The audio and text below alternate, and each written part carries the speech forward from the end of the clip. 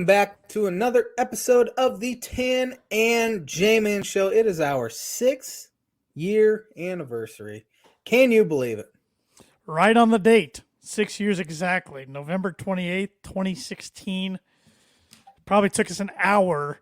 Probably took us the duration this episode will just to get to the opening 6 years ago. Yeah, we had a lot. We had some difficulties starting it, but now we're seasoned vets. Seasoned vets. Yeah, that's a good way to put it. Good way to put it. I don't know if we're any brighter. We're still talking nonsense, but I found I've gotten dumber over the years. So well, we're getting older, so we can blame it on our age. Right. But and we've been going steady in the ISC Sports Network since March of 2019. It's hard to believe it's been over 3 years that we've been live every week. But from episode 1 clear to tonight, episode 315, we've just been pumping out one episode a week consistently for a long time, and still enjoy doing it. So thanks to everybody out there that's supported our podcast so far through the first 6 years, and all the sponsors and Tan and J-Man Show Nation that listen or watch every week and buy our merch, which little plug for our merch store right now, tanandjmanshowstore.com. Through this Friday, December 2nd, 25% off everything with the promo code FRIDAY. All caps, FRIDAY. So if you're in need for a Christmas gift for that sports fan in your family, whether it be a hoodie, a t-shirt, a coffee mug, sticker for their laptop, whatever it may be, we got it on the store. Plenty to pick from, so check it out. Yeah, perfect Christmas gifts. Absolutely. We do need to get some merch with our faces on it, though. Yes. I think those would sell real well. I'll work on that. Yeah. I mean, I'd be wearing it every single week and see my face and then the face on the shirt. That's scary, but I like that idea. I'll work on that and see what I can come up with. Got some birdie bogey for me tonight? I do. You are 2 strokes up with just a couple weeks left in the year that is 2022. So I thought I'd give an NFL question, and I'm kind of afraid this might have been a past birdie or bogey question, or if not, maybe we've talked about it at one time, but I'm taking my shot anyways. Pretty standard question here tonight. Who is the youngest quarterback all time to win a Super Bowl? No idea. Yeah, I'm sure. Youngest quarterback ever to win a Super Bowl. Yep. Okay. Birdie Bogey brought to you by Noble Gnome LLC for fresh, locally grown, nutrient-dense produce from Bryson Candy Romine, Mentone, Indiana. Like them on Facebook, follow them on Instagram, and check out their website, noblegnomellc.com. Get your veggies! Get your veggies, and we were talking about merch earlier. They got merch on their website too, so go check it out. They got t-shirts, beanies, all types of stuff. Really cool looking beanies, which you always need a beanie when it's freezing cold outside like it is this winter. Especially when you're bald. I wouldn't know, but I'll take your word for it. You know what? Bald is beautiful, easy. Never been happier. There's a reason I wear hats more times than not on this. I got some grays going. You got some grays coming. I think I'd rather be bald than going gray like I am at the age of 30. So it's a lot of years I blame it on my sports teams, but this year hasn't been too bad. NFL football has. I was going to say that the Sundays have been a little rough up until yesterday for one of your teams. Yes, but this weekend was one of the best sports weekend I've ever had in my life. Maybe the best. I don't know. I was going to ask you if it's the best since you've been alive Purdue has had. Oh, I think so. I definitely for a regular season. Mm-hmm. I know historically postseason they've had some things kind of overlap or a regular season and a postseason event. But I mean, for a regular season, I can't ever think. I mean, you knock off the then number 6 ranked team in the nation Friday night, dominate them by 18 points. Then you knock off your rival in football to win the first Big Ten West championship in your school's history. And then you turn around and you knock off the then number 8th ranked team, which is the New York Yankees of college basketball, Duke, and beat them by 19 points. So you don't only beat 2 ranked top 10 teams and 2 programs that have really been dominant over college basketball the last 2 decades. You dominate them. Beat them good. and you move up to the rankings today in the AP from 24th to 5th. If you would have told me before the season this Purdue team was going to crack the top 10 at some point this year, I'd have been like, I want whatever you're on, because that's not happening. But Yeah, here we are. I was thinking after Purdue beat them yesterday where they might get to in the rankings, and it kind of reminds me of Virginia last weekend. They knock off Baylor, who was ranked number 5th, and then Illinois was ranked at the time 21st. But they rose up all the way to 5. So it was a pretty comparable rise for Purdue. Yeah, I remember Michigan a few years ago went from like unranked to 4th. Well, they about did it this year too. They went from unranked to whatever they got up to, and now they've kind of fallen back a little bit. Yeah, so it's preseason rankings don't matter till March, but preseason rankings in basketball especially are pointless now with the transfer rule and everything. It's because in basketball historically they've made your preseason ranking based on what you did the prior year, but now with the transfer rule, take a team like Illinois. They were good last year. Now they're just as good, if not better, and they got a whole slate of new guys. It's hard to predict. So, but take it for what it's worth. But yeah, it was a great weekend for me. I've been smiling since Friday night. Not even Russell Wilson and the boys could knock you back yesterday, could they? I picked the Panthers for 6. I knew I knew what to expect, but I didn't think it was going to be as ugly as it was. But yeah, they're not going to win another game. I'm going on record right now. They're not winning another game. Yeah, 3-14. They struggled through their easy part of the schedule. I know. Now it gets tough. Their offense, Josh, is averaging the least amount of points per game since the 2000 Browns. It's pretty bad. Really bad. Really bad. I mean, Hackett's a one and done. I think. Oh, he's got to be. A foregone conclusion at this point. I was going back and forth in my mind after the game yesterday. I'm like, yeah, I kind of want him fired tomorrow, as in today. Then the other part of me is like, what's the matter with 6 games left? Just let them finish out the season, unless they want to give Avaro, their young defensive coordinator, a crack at it. And I know I've argued with some other fans in this opinion, but in my opinion, the Broncos hire a new coach. I want him to go get an experience.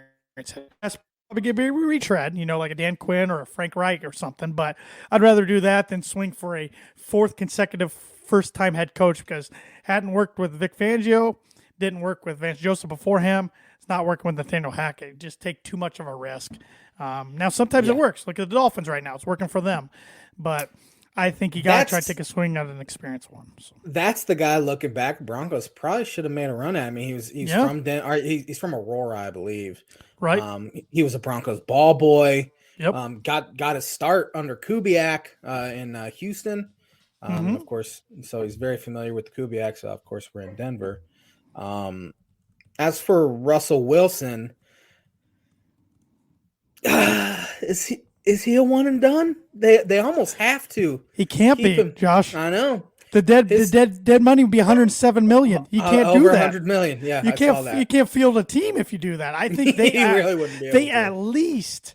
At least 2 years after this year, at least. Which he obviously something. I want to know what's going on behind closed doors. I think there's more to it than we'll probably ever know. But yeah, I think you're paying your quarterback $250 million or close to it, and you got to try to swing for the fence for another coach and see if that's going to work. And I know they're unbelievably injured, but it doesn't matter. The production out there has just been a train wreck. It's getting worse and worse every week. So they're not overly injured on offense. I mean, Javonte Williams being hurt has hurt. Tim Patrick's an okay number 2. But like Russell's supposed to make these guys better. Yeah. And he hasn't.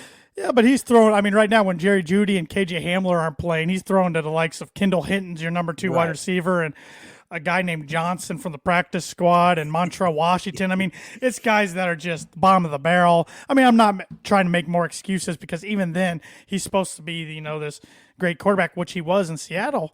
I don't know. There have been talks that he quit mid-season last year. Yeah. Former teammates of Seattle say he was non-existent at the end of the year last year. Yeah. So I don't know if his heart's just not in football. His name Mike Purcell went after him. Yeah. Yeah, And they tried to sugarcoat it after the game. Both of them were saying they tried to fire each other. Nah. I'm surprised it took this long for somebody to snap dead again, to be honest, because the defense played bad yesterday. It looks like they're starting to quit too. So. Which, I mean, you don't blame them. What can they do? They've been one of the best units in the NFL, and their team can't score more than 15 points. Nope. That's got to be frustrating. Yep. And it's been that way for the Broncos for 6 years now, but this year worse than ever. I mean, there's been other years where the offense just did diddly squat. They'd win games, but good Vince session for me. That's the only negativity right now in my sports life. But I don't know why I put myself through the misery every Sunday watching the game. Yeah, I was wondering if you were watching yesterday. I watched it until the Purdue game tipped, and then I flipped it over. By that time, it was 20-3 or something like that. Yeah. So it was out of reach. So, yep. Fun. Yep. Fun. This episode is brought to you by The Dam Landing. Whether you want an epic burger, hand-tossed pizza, hand-breaded tenderloin, seafood, craft beer, or a handcrafted cocktail, The Dam Landing is the place to be. The Dam Landing is Bar and Grill located on beautiful Lake Manitou. Focusing on freshness and quality, you can wash down their delicious food. It's one of their 16 beers on tap, including a constant rotation of today's best microbrews and domestic flavors, or a handcrafted cocktail made using fresh ingredients.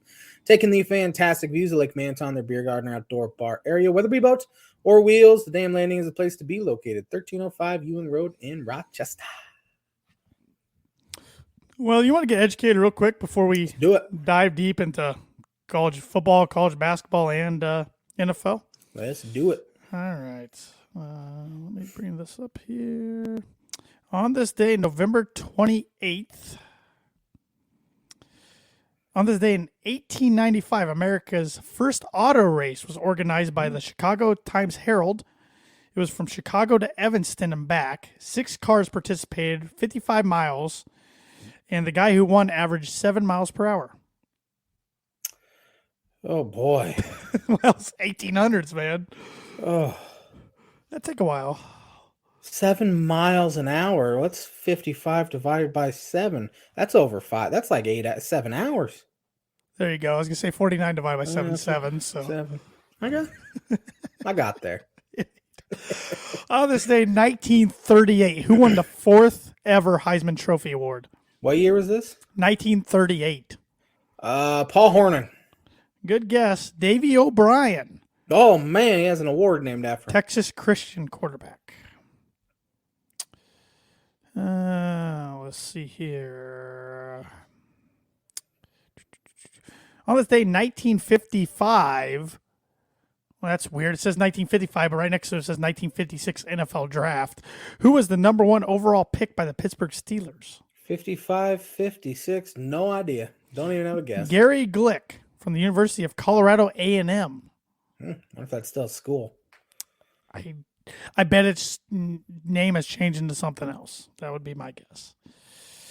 A lot of Iron Bowl, a lot of Grey Cups. On this day in 1967, who won the 33rd Heisman Trophy Award? 67 was that OJ. Good guess. I believe he was the next year in 68. UCLA quarterback Gary Baben? B-B-A-N? Baben? No idea. On this day, 1972, the LA Dodgers traded Frank Robinson to the California Angels. Hall of Famer. On this day, 1975, Bobby Orr played his last game for the Boston Bruins. On this day, 1978, who won the 44th Heisman Trophy Award? 78. Archie Give you a Griffin hint. Give you a hint as running back. 26. That doesn't narrow it down that much. Tony Dorsett. Did he even win one? I don't know, but it was Billy Sims from Oklahoma. Shoot. On this day, 1989, Ricky Henderson signed a record $3 million per year Oakland A's contract. That's prices went up a little bit. A little bit. I'm trying to think on the Cubs who made $3 million this year. Probably like Rafael Ortega. Pathetic. Crazy. And that's going to do it for on this day. I was hoping we'd have a little more Heisman Trophy. It is only November. That's true. I keep thinking it's December already, but it's going to be December come Thursday, I guess. But, That's going to do it for the On This Day, which I'm losing my screen here, which is brought to you by Like It As every week. Mooney Woodcrafts. Mooney Woodcrafts is a 100% hand-cut custom woodcraft shop based out of North Carolina with Indiana grassroots. They can provide you anything from signs to grow charts. Makes the perfect addition to any home office, man cave, shop, anything like that. So if you're looking for a perfect Christmas gift for the sports fan in your family, hit up Mooney Woodcrafts. You can see their recently completed projects on Instagram and Facebook at Mooney Woodcrafts is their account handle on those social media platforms. And for custom design orders, contact them at mooneywoodcrafts@gmail.com. Like I said, Thad can get you any sports team logo you want or military base or whatever you're looking for. From signs to grow charts and more, contact Thad. He'll get it done for you. Makes a perfect holiday gift. Yes, sir.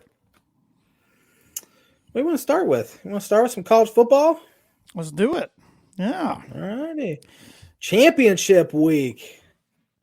Championship week, and for the first time in Tan and J-Man Show history, one of our favorite college football teams is in the conference championship. Yeah. I honestly didn't know if we. I didn't know if we'd ever see the day that Purdue or Illinois would make the conference championship of football. It helped significantly that Wisconsin was down. Yep. Helped significantly that Iowa was down. Helped significantly. Were they down though? Well, they end up being down by losing to Nebraska. I guess 7-5. Yeah, 7-5. Yeah. So they're usually at least 8 wins every year. So. Yeah. Trying to think who else has been. It's been a Northwestern, Wisconsin, and Iowa show here the past 5 or 6 years. Northwestern's never going to get there again. I'm confident in saying that. Nebraska might, but Purdue. It really came down to the Illinois Purdue game. It really did. Like we'd been saying for a few weeks, even coming up to that game, that the winner of that's probably going to get in. Didn't think it was going to happen last week, and you know what? My book helped you out. The old reverse, like it usually does. I might have another one for you today. So yeah. Iowa, that's what a choke job. Got down. What was it? 24-0? Yeah, I think it was 24-0. Yeah. And honestly, Iowa didn't deserve to get in. No. Anyway, their offense was so bad. I talked to a few Iowa fans over the weekend, and they were kind of okay that they didn't get in. They probably still have the sting from getting there last year and getting beat 49-3 by Michigan. Yeah, which it probably would have looked pretty similar this year. Could have, yeah. For them. So, Purdue gets in. First time, are you heading down to it? I think I am. Nice. I've put in my 2 tickets to the John Purdue Club. We'll see if I get them. You find out Wednesday. It's priority point, or it's based on points. So we'll see. They're not cheap, but I'm sure. I've heard from people that have been down. It's a really fun event, no matter if you're a fan of the teams or not. And the way I look at it is, I don't know if Purdue will ever get there again, or at least for a long time. I mean, this is the first Big Ten championship, and I know it's just a West Division, but it's the first time Big Ten championship they've won in 22 years. And now with USC and UCLA coming on board in 2 years, and we don't know what divisions are going to look like, or if they're going to go to a pod system or what. And some of these new coaching hires that the West have that we'll get talking about here in a minute. You don't know. I mean, I got to think Purdue's going to take a step back next year, losing Aiden O'Connell, Charlie Jones, some other guys, and then their schedule ramps up harder. Their strength of schedule gets harder next year with Michigan and Ohio State both on the docket. So, I think Purdue fans are looking at it is if you can go, you try to go. Mm-hmm. So it's down in Indianapolis. Michigan's gonna have tons of fans there. I was gonna say it's probably, even though it's in Indiana, it's probably gonna be split right down the middle, I imagine. Oh, 50-50. I would think Michigan probably have more fans than you Purdue think so? Will. Yeah, I do. I think a lot of them probably already had their hotel reservations and tickets for a while now. Especially as how their season was going. But it was up and down season for Purdue this year. But at the end of the day, 8-4. Vegas had them 7.5 over under at the beginning of the year, so Vegas just got over there. Coulda, shoulda, woulda. They could have been a few games better, but they could have been a lot worse too. They won a lot of games ugly and a lot of games by one score, or 10 points or so. And even the Indiana game was ugly for a while. It was 7-3 Indiana at halftime. Purdue probably benefited from from Dexter Williams going down with a horrible looking knee injury. I hope he's okay. I have not seen the extent of that. Turf monster, man. I know why these schools are doing turf, but it's getting more and more guys. Yeah. They took him out, and then their quarterback, the Missouri transfer, I always botch his last name. Blazak. They had to go back to a passing offense instead of an option running offense. So, but Indiana came out with some juice. Credit to them. They were fired up and ready to end, which that's what scared me after Friday's game is like all of a sudden IU's got really something to play for besides the bucket is to end Purdue's season to try to go to Indianapolis, gave them an extra incentive. But in the end, Purdue was just too much in the second half. Devin Mockabee played really well. Charlie Jones had a good game. Aiden O'Connell had a pretty good game, especially what he was going through that came out after the game, that his older brother, Sean, had tragically and suddenly passed away during the week, and he wasn't even sure if he was going to play up into the game and didn't decide he was going to play. So prayers up to Aiden and his family. That's awful, and I know he's not on campus right now. He's being with his family, but Jeff Brom did say today he is expected to play on Saturday, but I can't imagine trying to play with that going on. But I think Jeff Brom did say being around his teammates seemed to help him a little bit. But, a little bit of a sense of normalcy, too. Right. So with all that said, looking back on it, I think he played really well. He didn't play so well in the first half, but definitely understandable now when you look back on it. So, So I was pretty happy Saturday to. I just was scared IU was going to – you never know in these rivalry games. I was scared they were going to beat Purdue, especially coming off a win at East Lansing the week before, which they came back from a 24-7 deficit. So, but Purdue's got 2 more games now, and we'll see what comes out of it. I think even if they lose, which they most likely will, Saturday to Michigan, I think they still will get a pretty decent bowl. So. Absolutely. Yep. Championship weekend, as I said, starting Friday night, we have a bunch. 1, 2, 3, 4, 5, 6, 7, 8, 9, 10, 11 championship games this weekend, which are always fun to watch. Let's pick them up. Actually, I take that back. Only 10 because 2 and 9 Akron plays 5 and 6 Buffalo in just a normal game on Friday. I thought you were gonna say that's the MAC championship. I'm like, what happened to the MAC? No. Yeah, Akron wins the MAC at 1 and 6 in conference. Wouldn't surprise me because the MAC was not very good this year. But starting with the Conference USA Championship, 6:30 Eastern Time Friday, we have North Texas against Texas San Antonio. Ooh, the Mean Green against the Roadrunners. 2 of the better names out there. In-state little rivalry here. Give me UTSA. Yeah, UTSA is an 8.5-point favorite. I think they cover. It's played at the Alamo Dome in San Antonio. At Allegiant Stadium in Las Vegas, we have the Pac-12 championship game. Number 14, Utah plays number 6, USC. If USC wins, do they get in? Absolutely. USC's in with a win. So too. I think Caleb Williams is going to win. I think he's going to win the Heisman. Vegas has him as a favorite now to win the Heisman. Completely agree. Yeah. He was really good against Notre Dame the other night. I think USC gets their revenge on Utah, wins this game, and makes the college football playoff, which would be pretty exciting for Lincoln Riley in his first year out there. Yes, I think they would absolutely jump Ohio State. I don't think Ohio State gets in now. Kind of like last year. Now, should a TCU lose to Kansas State, could see Ohio State sneaking in there. But LSU ruined their chance. Bama still has a chance at 2 losses. That's what I was saying, because if you look at Bama's 2 losses, I still think you take Ohio State over Bama, but if you look at Bama's 2 losses, they're closer than that beatdown that Ohio State just went through. But yeah, you can also look at, Bama only beat Texas on a last second. They only beat A&M barely. A terrible A&M team. Yep. A&M had a chance to win it at the buzzer. Yep. Couldn't do it. So it kind of evens out. But I think give me USC, and I think they get in. I think Georgia and Michigan are in no matter what. I think they both could lose their conference championships and get in. Yep, so. I completely agree. Both 12-0. I don't think Georgia can. Georgia might fall to 3 and Michigan 4 should Michigan lose. Right. I don't think either of them will lose, but I do. Spoiler there, but I do think if they happen to slip up for whatever reason, they still make it.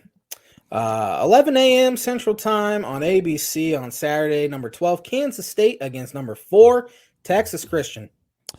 I like this Kansas State defense a lot. At TCU, man, they've just been kind of a team of destiny almost this year. And Sonny Dykes, unbelievable job his first year there, taking over for TCU legend Gary Patterson.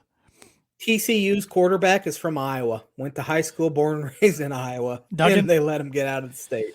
Yep. Yeah, I wouldn't be surprised if he gets invited to the Heisman ceremony. I think TCU. I think the Horned Frogs go to the playoff.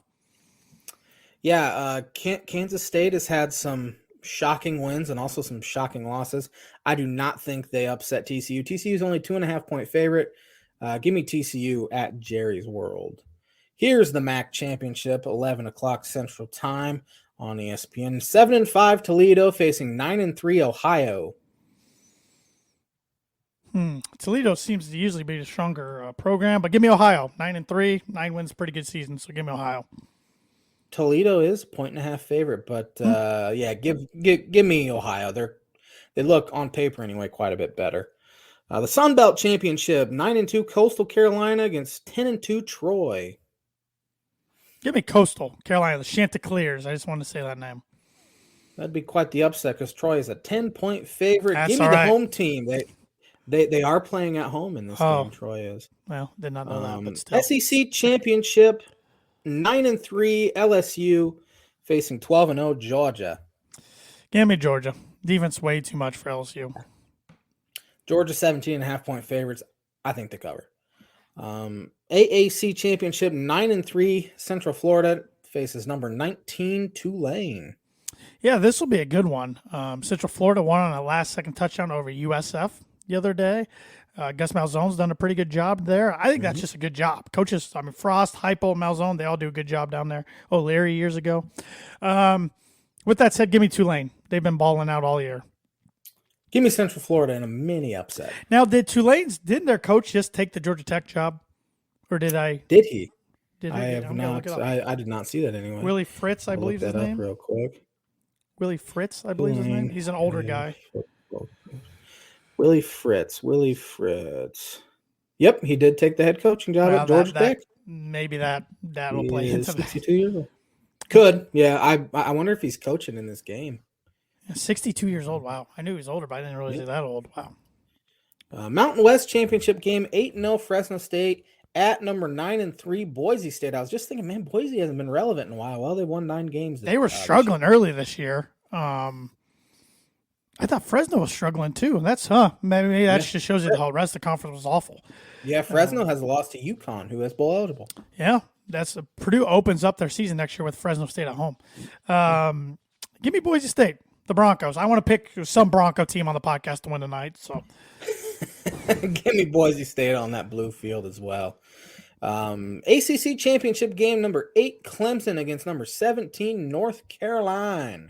Carolina's kind of fallen down a little bit. Both teams limping into this game. Yeah, Clemson losing the home game to South Carolina. Yeah, Spencer Rattler looked like Spencer Rattler of his freshman year at Oklahoma.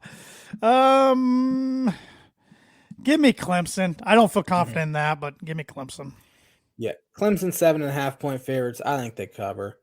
Now the game of the century, 8-4 Purdue against number 12 or number 3, 12-0 Michigan. Michigan is 16.5-point favorites. And I think Michigan will be ranked 2 when the playoff rankings come out. And Purdue's got the most wins ever against the number 2 ranked teams. They do, don't they? Something about that number 2 ranking they like. But was Michigan State ranked 2 last year? They were 3, but Iowa was 2. Iowa was 2 last year. Okay, Iowa. Then Ohio State was 2. And I read today, Yes. this is a neutral game, so this doesn't matter, but I was surprised to see that Purdue's 7-2 the last 2 years on Big Ten road games. I was surprised to see that. But with all that said, give me Michigan. They have too much talent. I do think it will be closer than a lot of experts are saying. I think Purdue's going to throw out trick plays, let everything hang out there. What do they got to lose? Yeah, I was going to say, Purdue has nothing to lose. Nope. So maybe they'll hit a few trick plays, trick punt, or a fake punt or field goal or something, and keep it relatively close for a while. I think Michigan wins by, what's the spread? 16.5. I'll go Michigan by 15. I think obviously most teams do match up better with Michigan than they would Ohio State, and Purdue is for sure one of them. Man, is Blake Corum playing for Michigan? I don't know. I don't know that. No. This will be the J-Man's Book It prediction of the week. I'm taking Michigan. I do think Purdue will cover because Purdue has obviously shown they can put up some points. Michigan has one of the best defenses in college football. Their quarterback, J.J. McCarthy's playing well. But again, they will have some pressure on them. But at the same time, they did last year facing Iowa, and they beat them 49-3. Right. It could turn very ugly. Yes. So. Purdue, in my opinion, is better this year than Iowa was last year, even though Iowa won 10 games. But I do think Purdue covers, but give me Michigan. J-Man's Book of Prediction Week brought to you by Indiana Farm Bureau insurance agent Travis Watchering for life, home, auto, business, renters, workers' comp, and farm insurance. Contact Travis at 219-869-4561. His email is travis.watchering@infb.com. Before we wrap up our college football talk, I want to ask you a few questions here. Some are coaching carousel related, some are just team related. Who are some of the teams that you expected to be pretty good this year, that looking back that underachieved, in your opinion? Wisconsin's one. Obviously, I think a lot of people thought they were very disappointing this year. Minnesota's another one that I think in Michigan State as well. That's Big Ten wise. Elsewhere around the country, I think you got to say Texas A&M. Have to say Texas. They came into the year ranked in the top 5, didn't they? And they get number 1 recruiting class almost every year. So yeah, and they find themselves at 4-8, 5-7, something like that. Not bowl eligible. So they are definitely ones that I would say are the most disappointing as far as ACC goes. You can look at Miami. That was disappointing. Which that culture there is just abysmal for whatever reason. Doesn't matter what coach. And I think their new head coach, whose name Cristobal, will turn them around. But I think it's going to take a lot more time than he thinks because that's just not a good culture they have there. Florida ended up having a good year, but after the first week of the year, I think, man, Florida might be one of the Florida didn't have a good year, man. Contenders. They didn't at all? 6-6. Well, I mean, bowl eligible, but after the first week of the year, people thought, "Oh man, they're going to go 11-1." Yeah, no, I thought Billy Napier. I thought Florida would be better than that. I don't know. When I think Florida, I think not just making a bowl. I think they're going to be up there. I think Florida was one. A&M, like you said. Who else? A little off the radar, Boston College. They only won, I think, 3 games. Yeah. They were supposed to win 7 or 8 games by a lot of people. Oklahoma, 6-6, I believe. I know Brent Venables was in his first year there, but that's a ton of talent. They start off top 10 ranked start of the year. Those are all some. On the flip side, who are some teams that overachieved or had a better year this year than you expected them to have? Illinois for one. Yeah, absolutely. I mean, I thought 6-6 very easily attainable. I don't think many people thought they'd be competing for a Big Ten West, and they did just. I had them 4-8, so I was way off. Yeah, you had them 4-8. I think I had them 7-5. I think so. Yeah, which was closer, but still, I didn't think they'd win 8 games. Elsewhere, Big Ten wise, there's not really. I think I only had Purdue 6-6, but I think we both said 7-5. I think. Okay. Yeah. So other than that in the Big Ten, I don't think there's really anyone that surprised besides Illinois. I think elsewhere around the country, LSU, I don't think with Brian Kelly's first year, I don't think they came into the year ranked. Did they? LSU? Maybe in the back. Pretty close to being ranked maybe, but then Brian Kelly gets them up to number 5 in the country. Florida State wasn't projected to be great, and they found themselves ranked at one point. I think they're still ranked. Yeah, they're 9. They went 9-3. They beat Florida over the weekend. So Mike Norvell's good job there. Washington got themselves ranked first year. Kalen DeBoer, Michael Penix is leading the nation in a lot of passing statistics. Oregon State was pretty good out there in the Pac-12. I don't think many people thought North Carolina would be that good, and they found themselves being pretty good. So TCU, of course. I don't think anybody. TCU is the number one on that. Here's another disappointing one. Oklahoma State. I know you had them in your playoffs, and they were looking good for a while, and they just fell off a cliff. They cliff nosedived. Off a cliff. Yep. So, real quick, wrapping up, coaching carousel, Big Ten implications here. Wisconsin decides not to go in-house. They decide not to go with their interim head coach of Jim Leonard and go and hire who I think this is the biggest splash so far of the 2022 coaching carousel, Luke Fickell from Cincinnati, who has Big Ten experience. He was head coach at Ohio State for 1 year in 2011. He's done a really good job at Cincinnati. Turned down Michigan State a couple years ago. I know some Ohio State fans wanted him to be Ohio State's next head coach, but he's going to Wisconsin, and it'll be interesting to see what kind of brand of football he tries to install at Wisconsin.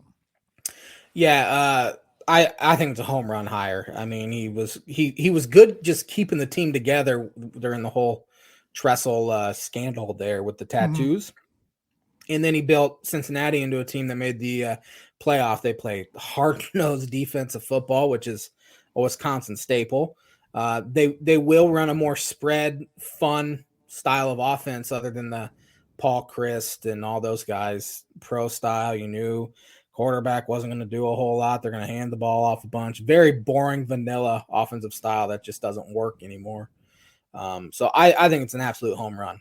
Yeah, I do too. I think they'll put them right back up there towards the top of the West. And then Nebraska, it was rumored for a while that they were going to keep Mickey Joseph, but they decided to go out of their program as well and hire Matt Rule, who was just recently the head coach of the Carolina Panthers. But before that, he had good success at Baylor and Temple before that. So, maybe that's looked like a little more splashy. I think the Fickell hire is a little better than that one, but I think Rule's still a good hire. Matt Rule is a proven program builder. I mean, you look at he was a disaster in Carolina.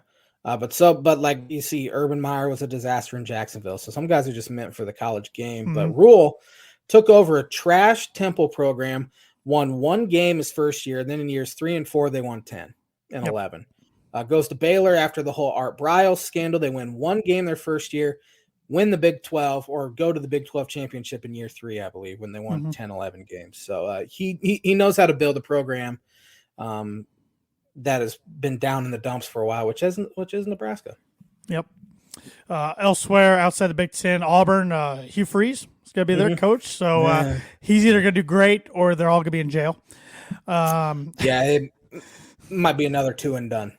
Yeah, it could be. And then elsewhere, Georgia Tech, like we said, Willie Fritz from Tulane. Colorado has offered their job to Deion Sanders. I don't see that as being a good fit.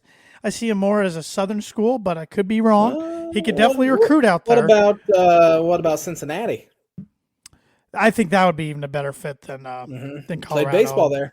Yeah. Oh, I did not know that. Oh, the Reds. With the Reds. Right? Yeah. I didn't know. I thought you meant University of Cincinnati. I'm like, he went to he did not go there. Florida State? Yeah, he went to Florida State, which maybe he was hoping for that job, and that job's not opening. So, and we'll see if some other jobs happen to open up in the coming weeks. But that's kind of I'm probably forgetting one out there off the top of my head, but I think that's it. Let's talk some college hoops real quick. I said we're kind of running out of time here. I know. So Big Ten ACC Challenge last year ever, or are they going to have it next year? No, this is the last year because next year is their TV contracts with CBS, NBC, and ABC and not ABC, Fox.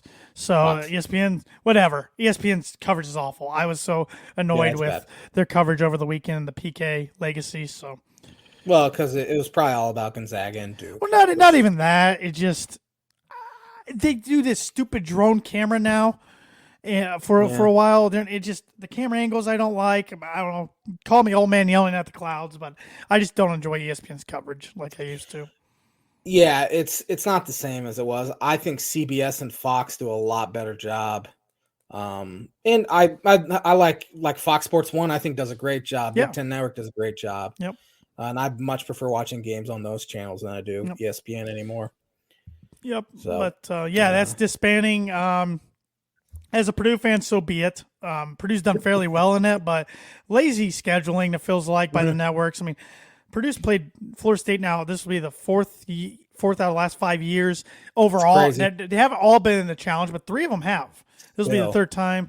Besides that, they play Louisville all the time, it feels like. It just, I mean, I'm not, They never got the fun. They got Duke once. No way. But they never got Carolina, did they? Never got Carolina. Never got Carolina, which got Virginia when they're the defending champs just because of the Elite Eight rematch. Because of that, I was at that game. That was a whooping.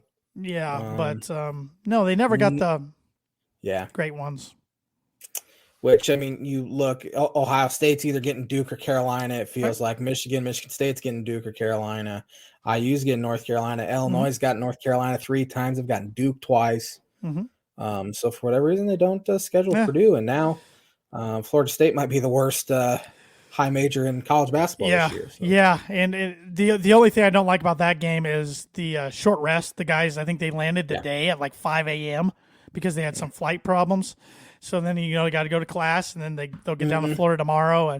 But besides that, Florida State's got to be so far one of the most. Them and Louisville got to be about the most disappointing teams in America. Yeah, Florida State has a 9-point loss to Stetson, a 14-point loss to Central Florida, a 7-point loss to Troy, a 17-point loss to Siena, a 10-point loss to Stanford, and a 17-point loss to Nebraska. Yeah. It's their only win's a 9-point win over Mercer. It will be a lot of these young guys' first road test, but I don't think the environment will be hostile. Maybe it will now that Purdue's 5. Maybe the fans will show up. But I'm not – these freshmen, man, on Purdue that are playing, they don't seem scared of the moment. I mean Gonzaga and Duke. I mean, Braden Smith puts up 14 against Gonzaga, and it wasn't just about scoring for him. He makes hustle plays all over the place. Fletcher Lawyer, 14 against Gonzaga, and then 18 against Duke. Those two were 1 and 2 in Mr. Basketball, and I knew they were going to be good, but I didn't think they'd make this. I didn't think Fletcher Lawyer would be throwing daggers in against a top 10 ranked Duke team. It just shows how good of a coach Matt Painter is, because Braden Smith wasn't highly thought of. Like he was He committed to Purdue early, didn't he? But he wasn't a top 150 guy. No. Even, was he? Nope. Fletcher Lawyer was a 4-star. So the fact that Painter's it's all about system for Painter. He finds guys for a system. I mean, playing a bunch of 5-stars with Duke, playing a bunch of 5-stars Gonzaga, and it didn't matter.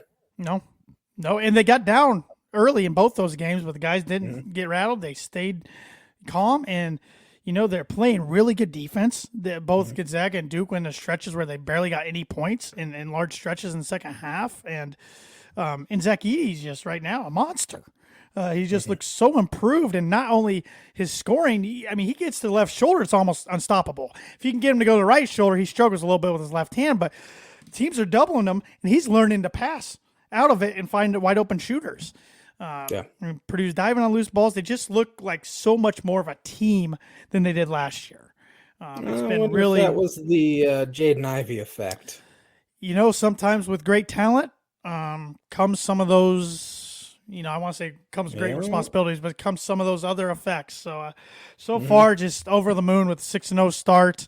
Now the challenge for these guys is how do they handle the success, and now that target on their back all of a sudden. So. First time Purdue and Indiana have both been ranked in the top 10 in basketball at the same time since '93. Pretty crazy. Interesting. Yep. Playing right now, Minnesota at Virginia Tech. It's tied at 11. Virginia Tech. Yeah, give me Virginia Tech. Pitt at Northwestern. Give me Northwestern. Northwestern gave Auburn all they could handle. Lost 43-42. Pitt's terrible, though. Give me Northwestern at home. Tuesday night, we have, my computer loads here, Maryland at Louisville. I got to go Maryland. They've been a nice little surprise, and Louisville's been awful. Yeah, Louisville hasn't won a game yet. Give me Maryland. 6-1 Penn State at 5-2 Clemson. Give me Penn State. I like Micah Shrewsbury, so I know nothing about Clemson. Clemson did give Iowa all they could handle, but Iowa just got blown out by TCU. Give me Clemson at home. 3-3 Syracuse at number 16 Illinois. Give me Illinois. This would be an atrocious loss if Illinois lost this one. Syracuse Oh has boy. home losses to Colgate and Bryant. So I don't remember Illinois ever playing Syracuse. So first time in a minute. But That zone, that Boeheim zone. Give me Illinois at home. Georgia Tech at Iowa. Iowa.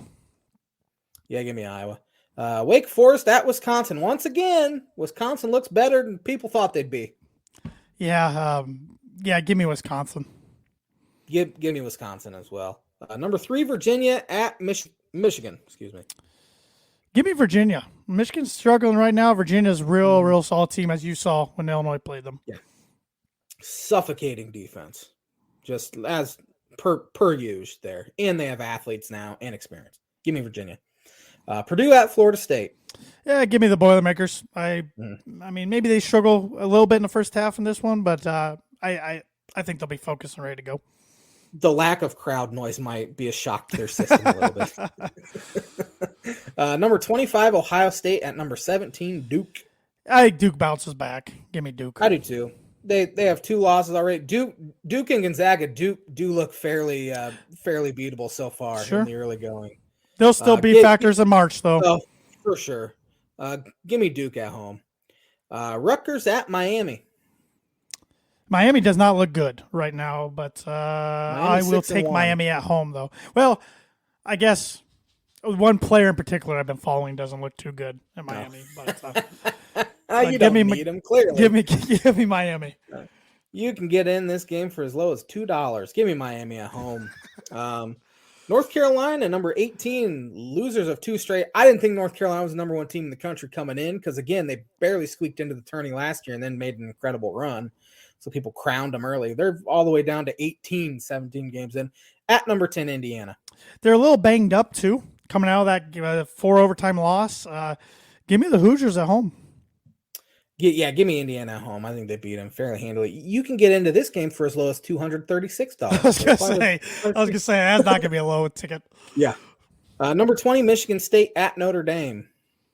Man, Michigan State got lucky, I guess, against Portland. I was hearing about the game today. I had no idea. But Notre Dame lost to St. Bonaventure by like double digits the other day, and they've been squeaking out wins. Give me Izzo and the boys on the road. Give me Notre Dame at home. I hate Michigan State. I don't like them either, but they beat Kentucky and fly up the rankings. They barely beat Villanova. Villanova's 2-5 now with a trounce. They just got trounced by Portland the game before. Michigan State about lost to them. Boston College at Nebraska. You can get in this one for as low as $2. Give me the Cornhuskers. Why not? Yeah, give me Nebraska at home. Why not? There are no games Thursday. Conference season starts on Friday. Believe it or not, Big Ten season.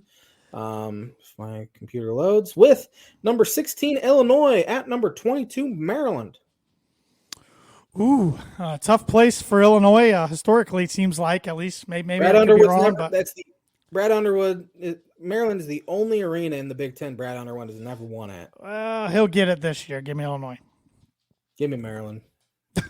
Just I didn't know that was coming. Reason. Yeah, just for that reason. Again, first true road game for them too. Yeah. Indiana at Rutgers. Sorry, force a habit. Tough place to play. That place will be rocking, but I think IU will get it done.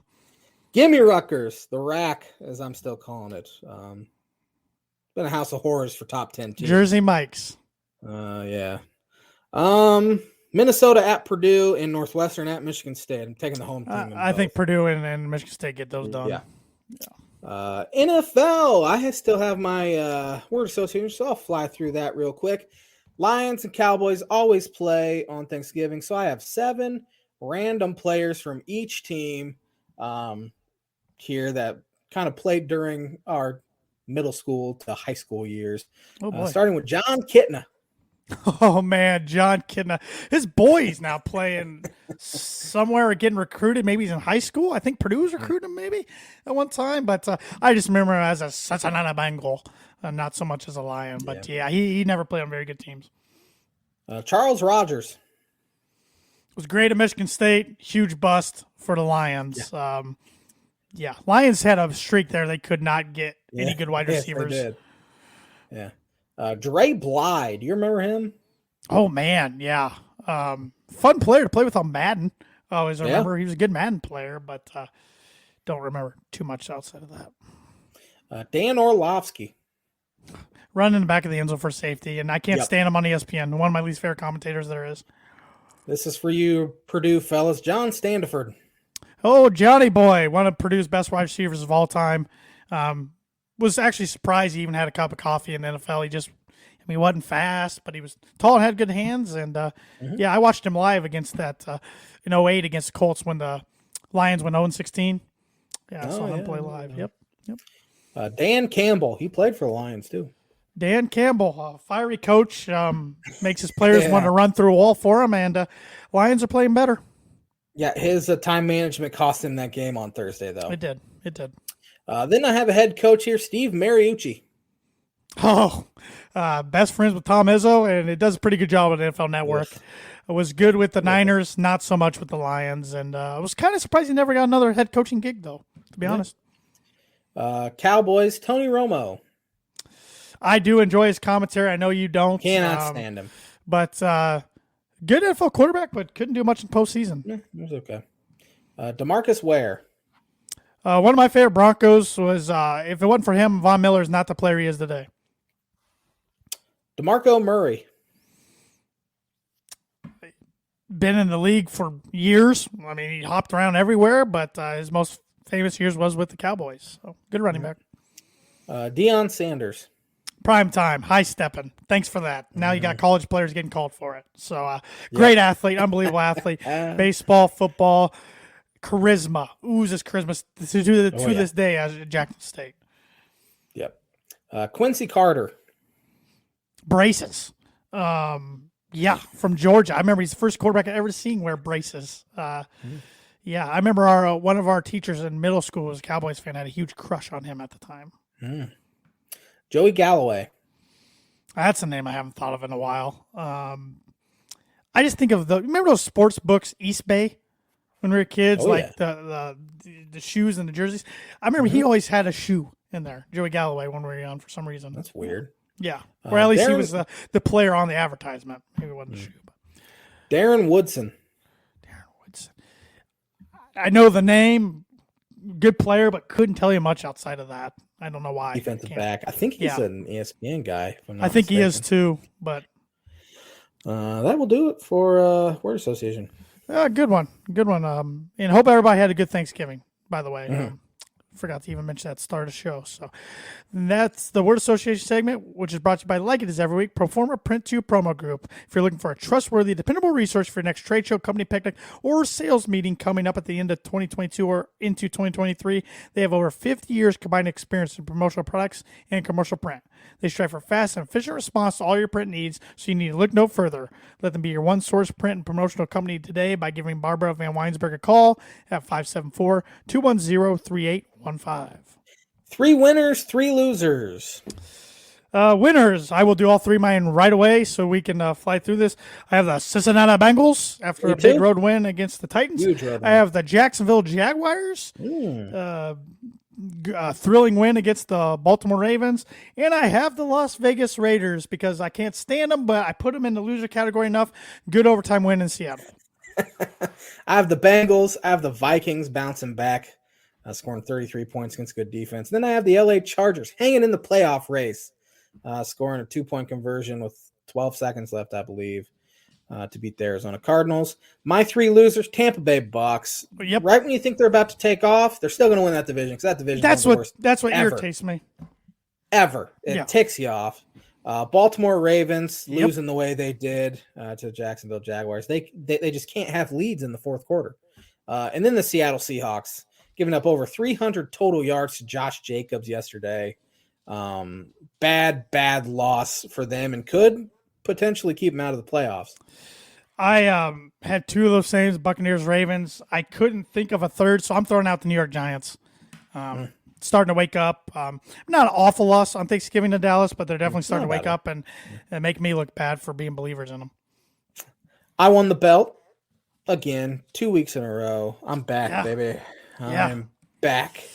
And I'm going to win it again. Starting Thursday night, Buffalo Bills at the New England Patriots. I got the Bills for 7. I have the Bills for 9. Pittsburgh Steelers at the Atlanta Falcons. And the Falcons for 3. I have the Steelers for 1. All I right. don't know.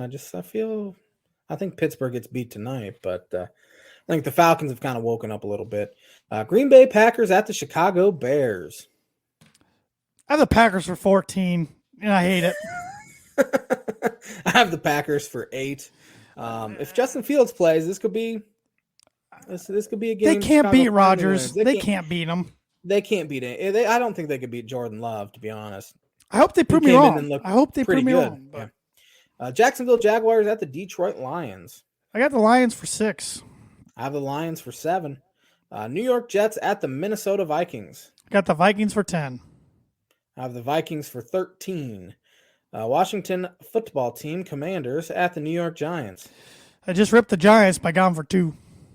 I have the Reds. I have the Commanders. Well, just call them all 3 names, Josh. Come on there. Tennessee Titans at the Philadelphia Eagles. Eagles for 8. I have the Eagles for 10. Denver Broncos at the Baltimore Ravens. Ravens for 15. Next. I saw that one coming. Give me the Ravens for 14. I hate this team, Josh. I hate them. Cleveland Browns at the Houston Texans. Deshaun is back against his former team. Deshaun's back, and he gets the win. 9 on the Browns. I have 15 on the Cleveland Browns. Houston's trash. They're garbage. Dolphins played their D game yesterday and still beat them by 15. Yeah. Seattle Seahawks at the LA Rams. Seahawks for 4. I don't know why. If Bryce Perkins has to play again for the Rams, that'll be ugly. Seahawks for 6. Game of the week, in my opinion, but it's not Sunday night because the Cowboys happen to be playing. Miami Dolphins at the San Francisco 49ers. I think it's going to be a really good game, but I took a chance here because I knew I had to do something aggressive this week. Niners for 11. Ooh. If Teron Armstead does not play this week, Tua might get sacked 9 times. But I went with my heart. I think Dolphins will be able to move the ball. It's going to be a really good game. Dolphins for 3. Kansas City Chiefs at the Cincinnati Bengals. Chiefs for 12. And I'm sorry, America. As of right now, I hope they flex it. Next Sunday's Kansas City at Denver. I hope they flex it. Honest to God, I don't want to be on Sunday night. They would have flexed it already had they. That's going to be 40-0. I think they have till Wednesday or something. Just please, just do it. Chiefs for 5. Chargers at the Vegas Raiders. I got the Chargers for 1. I have the Raiders for 4. The Sunday night game is Indianapolis at Dallas instead of Miami, San Francisco, or Kansas City, Cincinnati. It's pathetic. I got Dallas for 13. I have Dallas for 12. New Orleans Saints at the Tampa Bay Buccaneers. I got the Bucks for 5, and I hate it. I have the Bucks for 11, and I equally hate it. We do have two buys this week, the Cardinals and the Carolina Panthers. And before we get to the Birdie or Bogey to close out the show, I want to promote a book that's co-written by one of our loyal Tan and J-Man show viewers of the show every week, Sean Shriver. And that book is, let me pull it up here. It is called Running Against the Grain, the story of Philadelphia Eagle and movie star Timmy Brown. It's been out for a week and it's available on Amazon right now. I'll have more about it next week. On next week's show, we'll run out of time, but I think it's going to be a really good read. So I know I've got it on order. So go check that out. Like I said, I'll have more details about that book next week. Mm-hmm. All right, with Josh. That Birdie Bogey. Yes, Birdie or Bogey. Who is the youngest quarterback in NFL history to win a Super Bowl? A couple guys that come to mind: Patty Mahomes, Russell Wilson, Ben Roethlisberger, Tom Brady, even. I think because Mahomes obviously sat behind Alex Smith. Russell was a little older. Brady had to sit. I think is it Ben Roethlisberger? You might have just won Birdie or Bogey for the year. It is Big Ben. You go up 3. Big Ben was the young age of 23 in 2007 Super Bowl 40 when they beat the Seahawks. Mahomes was second. Brady was third.